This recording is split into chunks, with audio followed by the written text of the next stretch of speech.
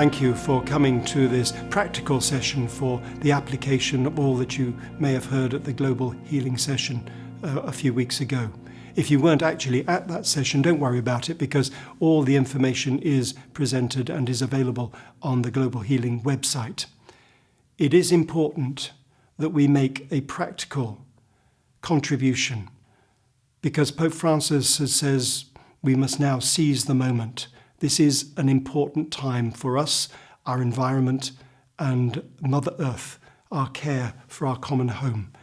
So I ask you please to think carefully this evening, as you see all the information being presented to you, how you may be able to respond as a parish community, in your families, and as individuals. As a bishop, I speak for the Bishops' Conference of England and Wales, and I thank you on behalf of all the bishops for looking at the initiatives that we can now take in order to care for our common home and to respond to that urgent appeal of Pope Francis. Thank you very much indeed for all that you can do. Part of Pope Francis' initiative is to help us realize that we are privileged to live on this good earth for a certain amount of time, but it's not our good earth and only for this time and place. In a way, Laudato Si is simply saying, it will look like this. It will look like not laying waste to the oceans, not desertifying the soils, not polluting our waterways, not just randomly abusing animals for our own convenience and luxury tastes. That's what it will look like. We need to convert attitudes. We need to convert the way we live, the way we buy, the way we eat, the way we throw away things. I think one of the things we've got to be very honest about is that it's actually very difficult to live in a green way. And it's probably the area most of all that there's an enormous gap between our aspirations and our practice. We really can get into a way of thinking that the things that I do don't ultimately make any difference. Pope Francis's principle is, nothing is too small. No action is too insignificant to be worth the effort. How do we respond practically? Well, everybody has different challenges in their own life. For some people, for instance, it may be very easy to eat much less meat. For other people, it may be very easy to turn the heating down. It depends which context you're in. What can you do? But if you're aware of it all the time, if you're aware of what you're trying to do, then you'll be moving in the right direction. And if we really love other people and nature, we will do whatever it takes to care for our common home. So it's not a good answer to say it's going to be difficult. It might be a bit difficult, but it's absolutely possible.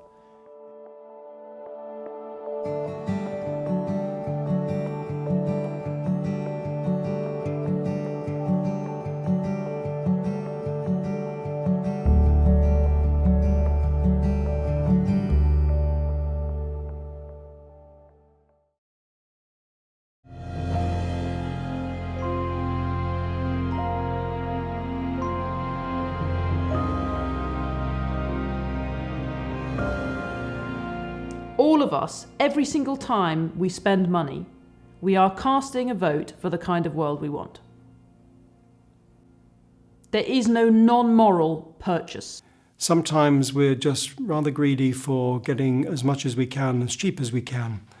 And maybe we've got to be thinking about where all this comes from, who's been paid properly for producing it, and do we actually need it? Every single time we go to the supermarket, we are involved in treating well or mistreating plants and animals.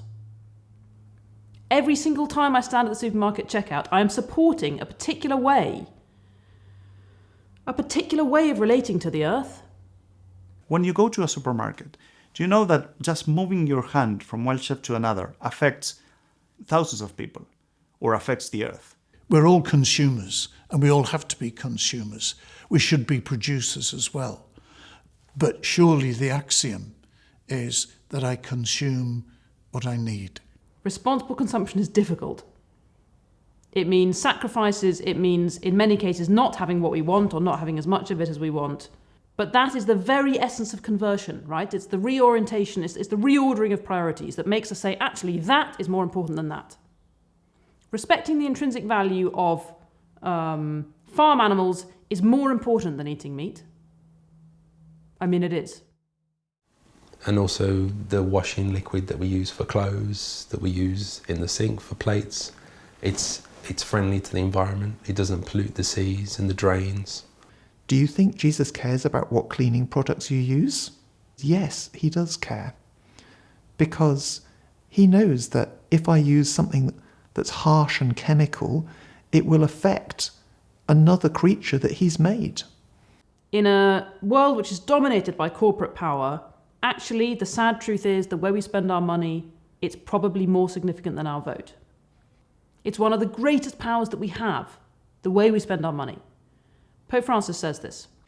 I think Pope Francis is asking us to look at a conversion of our wallets. How do we spend what we've been given? Who does money belong to? There's some stark statistics, aren't there? 1.2 billion people in our world will go to bed hungry tonight. And you and I will ponder on what we want to eat, we'll cook it, and actually we'll probably end up throwing about 30% of it away. We'll have our fridges full of things that will pass their sell-by date and we'll throw them out. We have to reduce the waste of food. In the UK, we have the European record of food waste. But that's a scandal. And as a Catholic community, we can start raising this issue and try to reduce the waste of food and to use it better because it's more healthy and it's also more sustainable. So my campaign out of Laudato Si is a prayer for joining together again prayer and food. For joining together again the notion that the food we eat is a precious gift of God for which I must take responsibility, never waste it, and make sure it's shared.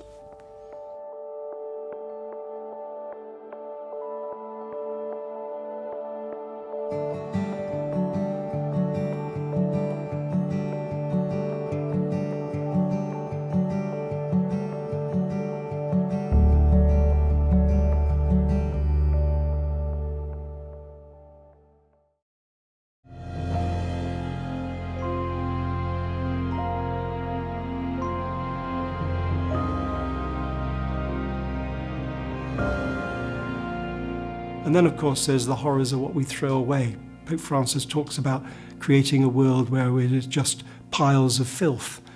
And as I walk around almost anywhere I go these days, there's plastic bottles, fast food containers just thrown away, and they're clogging up the system. We need to be so careful about how we recycle the rubbish that we have. I'm somebody who finds recycling really annoying. Mainly because you have to wash the thing up before you can recycle it. And on bad days when I'm in a hurry and I'm stressed and fed up, I'll just chuck it in the bin at the end of the day and I'll be like, oh, you know what, I can't be bothered to wash it up. And then I go and I walk upstairs and I'm on my way to bed and I get halfway there and I'm just like, that was not okay.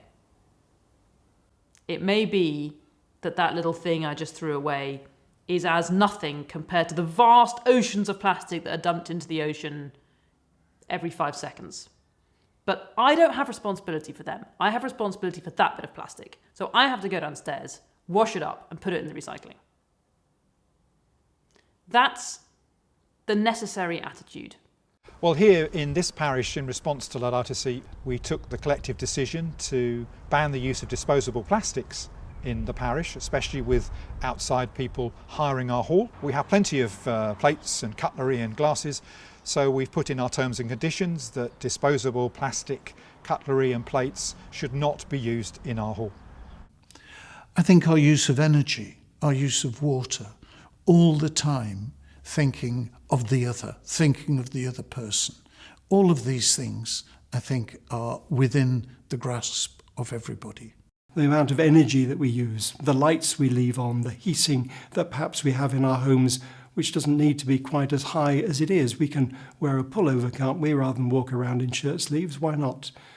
There are lots of personal habits that we can change. So every flight that I take and my mileage throughout the year, I'll be offsetting that and we'll make a donation to a charity that plant trees on the money that you donate based on your carbon footprint.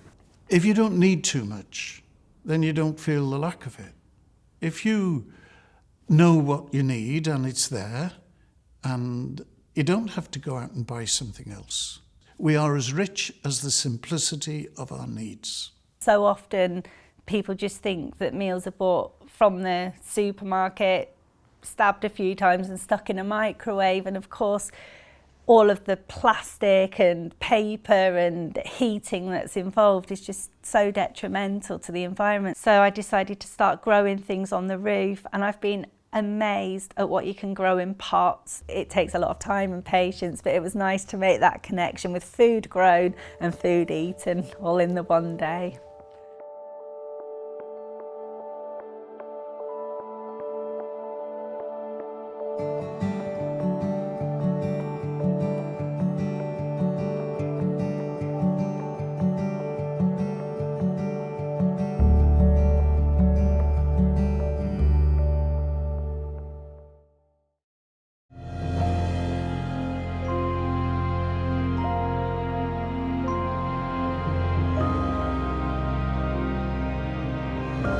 We need to learn. We need to really take the time to learn. So, when you go to the supermarket and you're looking at a packet of chicken and it says free range, go away and find out what free range actually means. Chances are you won't be very happy about it. When you're thinking, shall I buy beans or shall I buy meat? Go away and find out what's the impact on carbon emissions of buying meat and not beans. We know everything about electronics, but don't even know the name of the grasses, the name of the wildflowers, the name of the trees, the name of the birds of the air. Well, then we're not entering into this extraordinary relationship that we could have with the natural world itself. It requires effort, it requires education, it requires learning, it requires conversation, it requires dialogue, cooperation, collaboration. These are time-consuming things. Deciding the changes that I need to make to my life, there's no short circuit to it. It's a process of learning and taking responsibility that has to begin today and is never going to end. In terms of our political power, well, I think our politicians are becoming much more aware of the whole question of our environment, climate change, and we need to be nagging them. How can we lobby the people in power so that regulations can be there so that the planet survives more than we do? And that's lobbying, and that's individual contacts, and that's pressuring people to make decisions, to make proper decisions for the earth. What we all can do is come together as parish groups, as faith communities, and ask, what can we do here? What can we do with our church buildings? What can we do with our church land? What can we do to teach and encourage each other? In terms of our parish communities, well, there are bigger initiatives, aren't there? What about solar power? We've got big church roofs there, and some of them could be used to great benefit if we were thinking carefully. And the ways that we use things like fair trade, which gives so many people the advantage of actually being paid properly for the work that they've done to produce the food that they offer to us. So I think showing the way to others is very, very good. And we can start doing it in the parishes. I used to go on my motorbike to work, but I discovered that everybody was cycling. And then I was saying, oh, goodness me. So I started to cycle to work and use less fossil fuels thanks to my peers that were showing me the way. I think Laudato Si gives us a great impetus as a parish to get things right when it comes to environmental issues. And if we get it right, it's an inspiration to our own parishioners in their own lives, their own homes, their own societies, and also to the wider community, which is what Christian Witness is all about.